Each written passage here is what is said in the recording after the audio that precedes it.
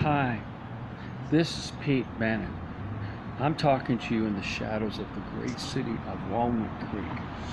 If you want to send me a donation, you can send it to that address, 1666 North Main Street, care of the city manager or the chief of police, for Pete Bennett. Okay?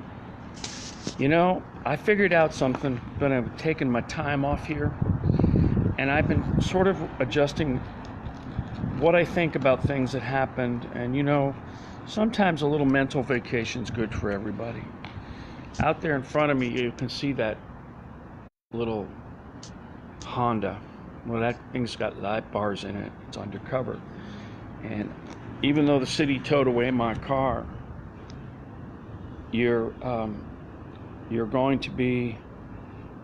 I'm going to be, Steve, I don't know if I want to bring anybody on camera. I'm just not ready for that yet. Hang tight, man. But we'll go ahead and do it someday. I'm gonna get some money for that. I need a laptop, all that. So listen, on my little post there, when you see the narrative that I posted, I live in Walnut Creek, California. If you look up 1666 North Main Street, as you can see, I'm right next to a police car. I'm at the police department. I make my jokes. So in March, I believe March of 2010, Congressman Mark DeSaulnier, the big guy, who's now was Senator DeSaulnier, was having a town hall meeting in Lafayette Library. And I went over there and told him about all this stuff. And then a couple of years later, he decided to call the Threat Assessment Unit on me, who was protecting Jerry Brown and Gavin Newsom. Part of my problem is I came forward in the murder of a police officer. 2 years later, Piedmont Lumber Company here in North Main Street, Byron's to the ground, and I happened to be going to Lafayette, and Mark was perfectly placed so that way nobody would suspect that he's a suspect. He's a suspect. So when Lowe's came to town in 2009 and Home Depot came to town a little earlier and they bought out Yardbirds, the lumber yard. So for those of you in the East Bay, you'll know those names. So I'm going to call it like this. When Lowe's came to town, Piedmont burned down. Piedmont lumber burned down. Burnt to the ground. Crispo. Then, when Pete gets arrested by Regency Centers for trespassing, an evil trespassing charge, all-seeing, all-being, almighty, I sit down next to a guy that gets arrested, and he ends up dead 18 hours later after we were in the same holding area. And then down the street, I show my disdain for Steve Bird and attorney Rick Kopp of Southern Pacific. And Rick Kopp is the guy that probably is behind the murder of my witness 30 years ago. And I got him on the run, and I know I do. And when I go to Safeway, I look in the room and I said, how much money these MFs steal from me? Well, the reason I get TO'd about all this is because I lost a multi-million-dollar operation with a potential for $15 million a year. And I lost part of my hand, which is the reason I didn't return. And that's something that bugs me. It bugged me for years. Oops, wind's coming up. So, when Piedmont comes to town, when Lowe's comes to town, Piedmont burns down, and then we get Progressive Insurance to replace it.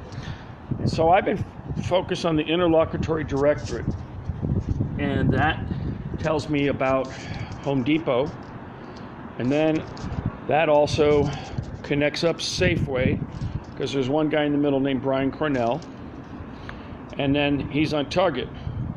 So it's kind of funny, huh? Home Depot, Cornell, Cornell at Safeway, and Cornell at Target. You guys are pretty dumb if you can't see what's going on. You're got all the resources in the world to determine what I'm saying is right or wrong. So I can see the manipulation because 30 years ago I was building these stores for these various franchisees, and I lost money on some of them. And I lost money when a couple of my projects burned down. Did you know that? That I was building a dental lab in 1984 or 83? I think it was 84, and it burned down before we got paid. And I ended up trashing $5,000 worth of cabinets. Back then it was a lot of money. Still is today. Money's money. You don't burn it. So I got a new problem since I'm standing at City of Walnut Creek, and across the street in that building is a equities firm. I'm not going to bring the name up quite yet.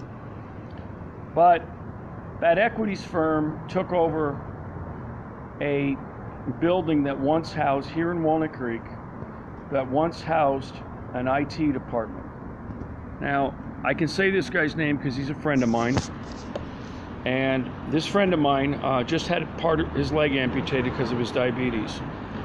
He had a stroke in 2007 when the outsourcers showed up and they botched the point of sale system upgrade, weakening the target for acquisition. And that acquisition has a lot to do with those cards I just held up, but not the same people, but in the same club. So I'm going to do a little bit more research, but I think I've got the final, I got a big tail to pin on the donkey.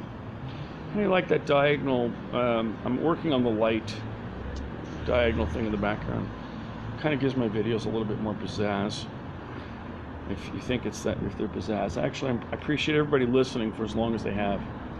So, over by Los Trompas Creek, and I'm going to be putting maps up here in a couple days. Once I get my laptop fixed, there's a screen on the way, I hope, to replace it. And what I found was the homeless that were dying in Los Trompas Creek, which is bounded by Newell Avenue and bounded by Bothello. And Macy's isn't going to like this, but they're trying to weaken Macy's too. And Macy's, I don't have my cards really in a, I love these cards. It actually makes it easier. I think it helps people on the other end understand what I'm saying. So, well, anyways, too much work to find it. Wasn't really prepared for doing the card thing again. But here's what I'm going to tell you. There was a suicide of a woman that allegedly jumped to her death. If you do the aerial at zooming down on what is it? On Macy's and Mace Rich Broadway Plaza. If you follow the creek under Broadway Plaza, that's where the woman jumped. And there's it's a kind of a they reconstructed the bridge a couple times in the 40 years I've been here. And if you're an old timer and you know the area, you'll realize that there's a footing from a railroad bridge there. And it's still there. They didn't remove it. And that was the original downtown route for Southern Pacific into downtown Walnut Creek. Now, I can't remember how the lumber got across the freeway to Piedmont Lumber on the railroad tracks, but if I remember correctly, they used to bring in lumber through train. And actually, when I was living in Florida, I used to unload pallets or containers or railroad cars of teak and big long things, man, back when you could get the 30-footers.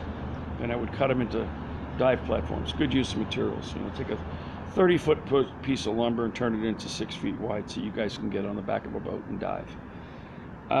Sorry, I'm just put a dig at how we're destroying ourselves. So the guy, there's something about this building that I'm still researching, and I don't want to blow it out of the water quite yet, but I'm going to send a tickler and everybody to Walnut Creek Police. They're looking at my stuff and they're transcribing it. And I've decided I'm tired of typing. I can have a little fun here. I can be seen by the camera. See over there? They can actually correlate me sitting here. And they can actually put me looking at this up there so you could see me looking at this at the same time. I thought I was wrong once, but I know I was right, and I'm usually right most of the time, and this time I'm going to try to be right. I'm doing the right thing because behind those buildings on Los Trompas Creek and alongside those buildings, we got people that have been killed. Todd Camber and John Dulick, very personal. I knew him. I tried really hard to get John into recovery. He was banned from Trinity Center, and the Armory wants to give Trinity Center full domain over housing the homeless at night, put them in that little prison. Show up at 6 o'clock, don't go on the street, take a bus ride in, don't touch the neighborhood. You're not good enough and you're not pure enough to be able to walk up to a door and enter. No Wi-Fi, can't leave early, shut your mouth, don't say anything, sit down, and if you're a bad boy, we're going to cast you to the street where you're going to freeze to death. I got it. You should get it. And it's really sad what's going on around here. And I imagine some of the employees in City of Walnut Creek are really sick of it, because now I know it's been going on for a long time. Yours truly came forward in the murder of a police officer in Lester Garnier. There's another murder of a Safeway manager. Oh, let me bring that up. That all these years I've had. Her name is Cynthia Kemp. Hey, by the way, if you guys get some extra cash, you know, I got to make the pitch, but 1666 North Main Street, if you send it here, it'll get to me. There are people in this building that I can actually trust. There's some people in this building that I can't trust that have been fired, but they're still around. I'm the guy walking down the street here in Walnut Creek on the phone with 911, and a car runs by and tries to run me over and kill me. Across the street, somebody tried to kidnap me that was driving a brand new Ford truck from the Ford dealership where I bought a car. I ended up in the hospital with my asthma. That was something I talked about yesterday. So what's going to happen here is I'm not necessarily giving up. I'm not going to surrender. I live below poverty. I sleep outside. I've had almost every asset I've ever had taken, stolen, towed away, and then I've been bloodied enough times to know that somebody wants to kill me. Oh, but, you know, I wouldn't want to mess up the investigation that goes nowhere. Now, I have a little peep with the City of Walnut Creek. They cater, every week they cater themselves to their little lunches and their dinners and all that kind of stuff. Hey man, what about a sandwich for me? So, there's a problem at Safeway with me, and about a year ago, maybe a little bit longer, when I realized that I had a problem with Steve Bird, I went in and ordered one of these burritos that I happen to have here. They're pretty good. They suck cold, but they taste okay cold. But I'd love them if they were hot. But, you know, it's just I don't have that much cash these days. So I saved the cash for when I'm on the road again. So I stole it, and I sent a picture of it, what I stole, to Cerberus Capital, where a guy named Vice President Dan Quayle now is president. And Cerberus Capital provided a lot of liquidity to buy Safeway as private equity and Albertsons. And so I've gone through this long journey of being kicked around by people with the ability to arrest me and then put me in jail, and then steal from me and not face a police report that just keeps going into this round file. So yesterday I spoke at the Board of Supervisors meeting for the 5th time, maybe 6th. And this time I got pretty TO'd, and I slammed my fist down on the podium, and I said, they're killing my friends and they're killing my family, and nothing ever happens. And I have one friend that just joined here. The Ashley Turt and Seth Rich story is part of what I'm going through. It's the same actors, and it leads to Hillary Clinton, and it leads to one of our high school friends, Noel Clyde Cobb, Camp Lejeune, 1973. And then when I found that record on a site called ArmyCasualties.com, somebody took it over, and now it's a porn site. Isn't that nice? That's how they do it. And they stole all my domains. And some of this leads to the investment capital, and some of this leads to the losses of my domains. And when I had 900 domains, I could have made myself a few $1 million. I've lost them all. I've lost all the stuff I built to deliver the software so I could make the money. Been cut off at Google. I've been cut off at Microsoft. I've been cut off at PG&E. I've been cut off at AT&T. So across the street, and I got a little piece of a story that's going to come out, and I'm running out of battery again, so I'm going to go a few more minutes and then that's it. Is my friend worked at a prominent drugstore in the IT department, and he walked into the bathroom one day and fell down and almost died from a stroke. And he was taken offline, but he was the adversarial role, challenging the outsourcers that were in there, and he told me it was a censure. And I already know that Pierre Nanterme, who's got a $65 billion company, was looking at my LinkedIn profile in direct correlation to into the data breach that occurred over at Target. And it's a lot of things that are going on that you have to just look at it and methodically put it together on timelines.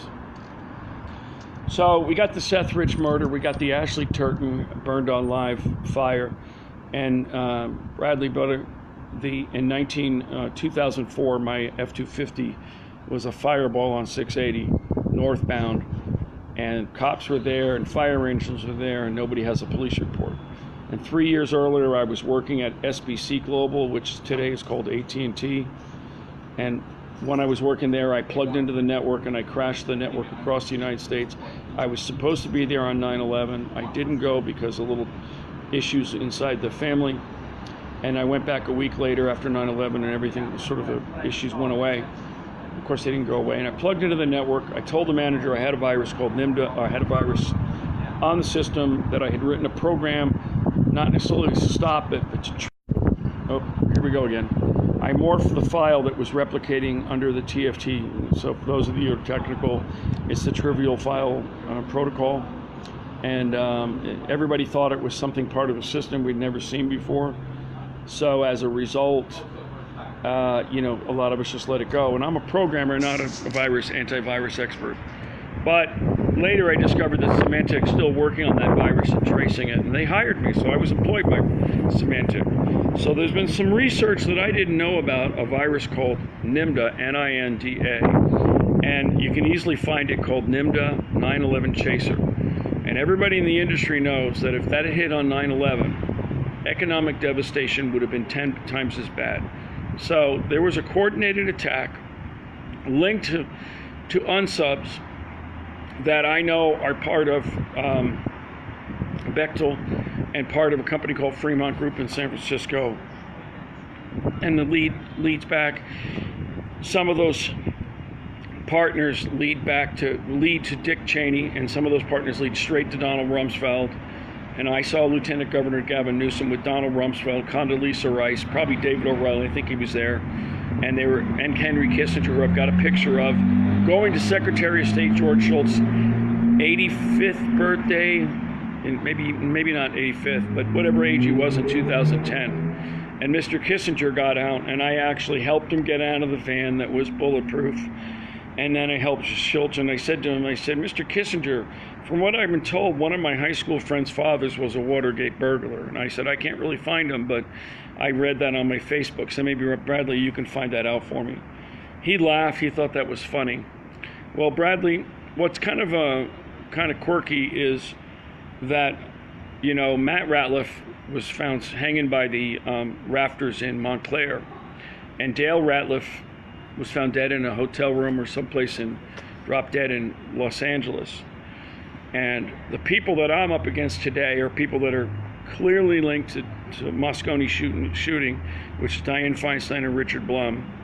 And Dianne Feinstein and Richard Blum have an interest in Essex property, and they have an interest in CB Richard Ellis, which has a relationship with Essex property. And this is where the homeless people are dying in Walnut Creek. You have to know the buildings. I got the maps partially done. I'm going to try to publish them and put them up. I've got a few of them. Facebook is not the perfect tool. My laptop's broken. I'm kind of dead in the water, so I'm talking instead. But I'll get the laptop replaced, and I'll be back online. So now, one of the things that happened in 2001 when I was working at SBC is I crashed the network. I heard my whole network go down. The NIMDA virus named later that day, about 3 hours after I plugged into the network, my laptop disintegrated. The screen just melted down, and I had to do an MS-DOS external disk and do a type command, which allows me to see the drive metrics. Complete scramble. And I'm the only one that I've ever found that has ever dealt with that. Nobody's ever mentioned this. I know what happened. I gave the laptop back to SBC, and then they fired me for losing my work connected to their projects.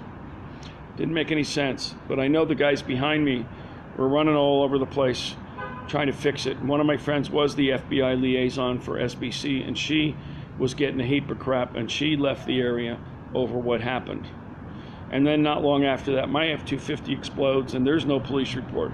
And then 7 years later, they arrest police officers, Officer Officer Welsh, Commander Welsh, Louis Lombardi, and a private investigator named Chris Butler. And Chris Butler is married to the sister of Benny Jacuti, and they both just got out of federal prison. And 3 weeks later, 5 people died in a plane crash that I know. And I know the guys that got out of prison. I know they're in my house. And I got permanent disabilities. And Pete's battery is getting low. You know, batteries are us. So, for those of you who live in D.C., I've been interviewed by the Washington Metro Area Police. And, you know, we got all these people here that are happy. And they got a big-ass budget that's about, they've actually, I like this part when I say it, I've been given, and then when they have the end of the year things here, they fill this hallway up.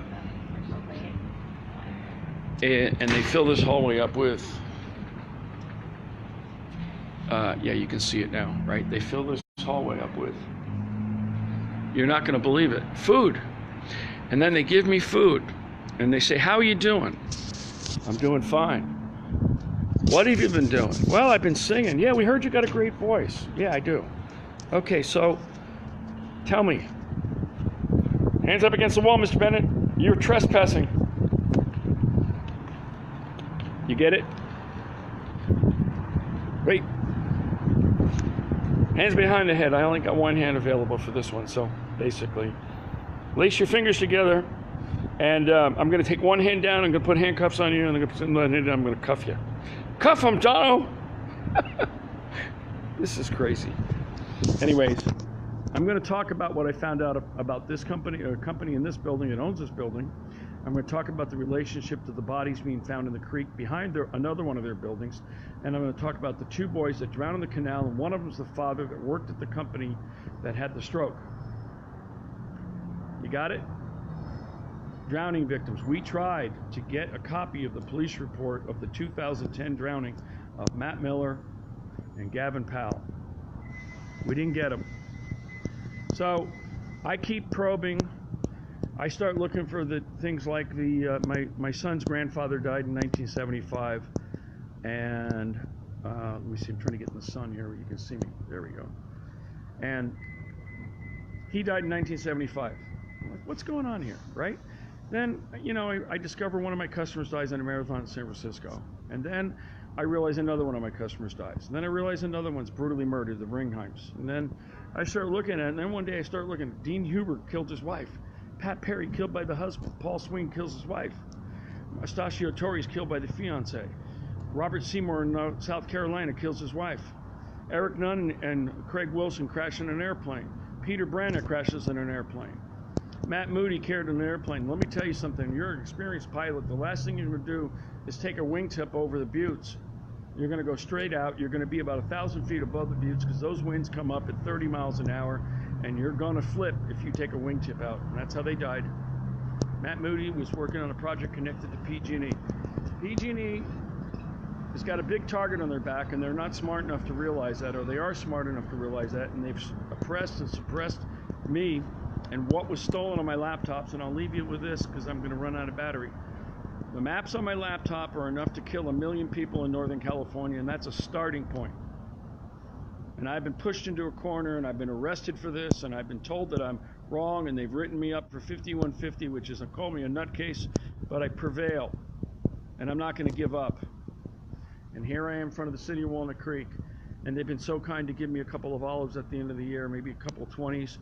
You know, I got that from somebody that was nice enough. I am grateful for that. But, you know, I'm still sleeping outside, and I'm still getting, you know, I got health problems. My feet look like really bad at the moment because I got diabetes. You know, and they don't care. I mean, I'm just going to be walking down the street, get an infection. It's going to go up, and the doctor's going to go, let's cut off your leg, you diabetic. They did it to my friend. He lost his son. He lost his family. He lost his house. And Captain Chief Lawrence and Sergeant Lawrence ended up buying his house. And the woman that was in the house, we haven't seen her for 6 months. She was evicted. And I got evicted multiple times. And one of those guys is Jerry O'Vera, the construction contractor, whose name's all over the work around here, including over at DVC, where the police services building burned down, where my cabinets were put in 30 years ago. So I'm in the middle of something. I know it's here. I'm going to start. Now I know why I was booted out of this building. You can't come here. We don't want you here. You're not allowed. Please don't come back. Stay out of our building. We're going to trespass you. You have violated our code of ethics of walking on our property. We're a public company with SEC whistleblower statutes that can destroy us. Oh, well, when we did that, it was very funny, because when we did that, we put a bullet through the friend of your friend's car that was owned by an SEC agent. We solved that problem. We almost killed him. But that didn't work, so we rolled his van, and his girlfriend ended up with crushed hips, and now she's semi-paralyzed. That's okay. And then the guy that was run over over here in Walnut Creek was run over by a brand new car with no license plates, and nobody knew who did it. And then the guy that tried to kidnap me across the street walks by me in a blue shirt from the Walnut Creek Ford over here. And that's what I was in when they dragged me into this car 2 years ago and tried to take me away. I kind of know who's doing it. Somebody's paying these people to harm people on the street.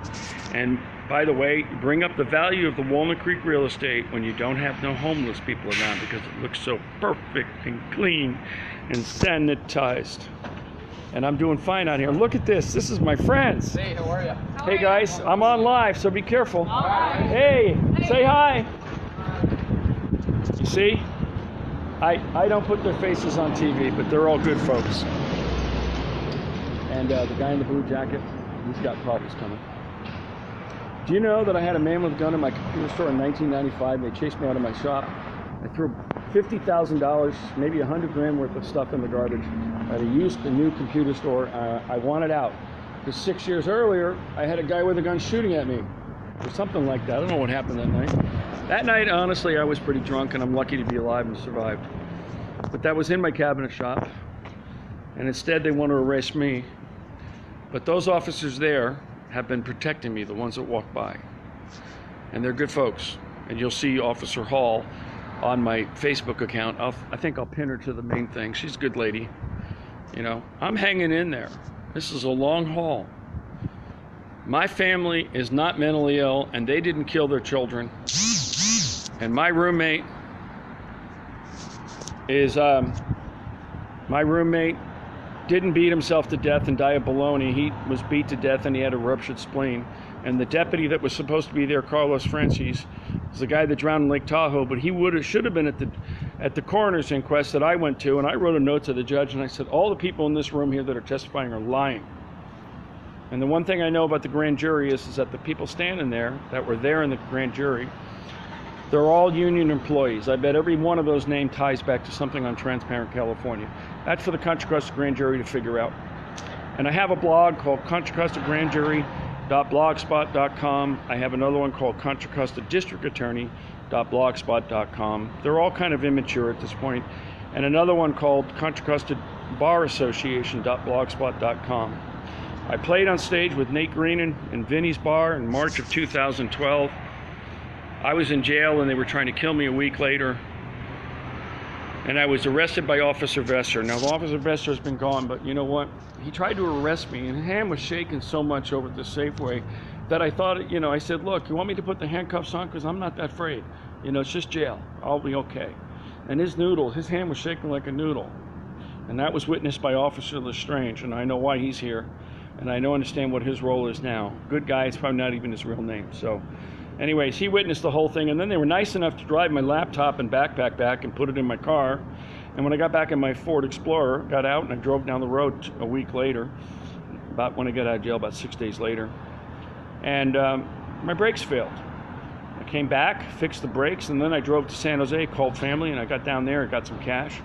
And the minute I used my EBT card, which is my trick, I tricked them in their own game. So this is my federal financing budget, $200 a month. Screw everybody. You know what? I deliberately kept this card in my wallet for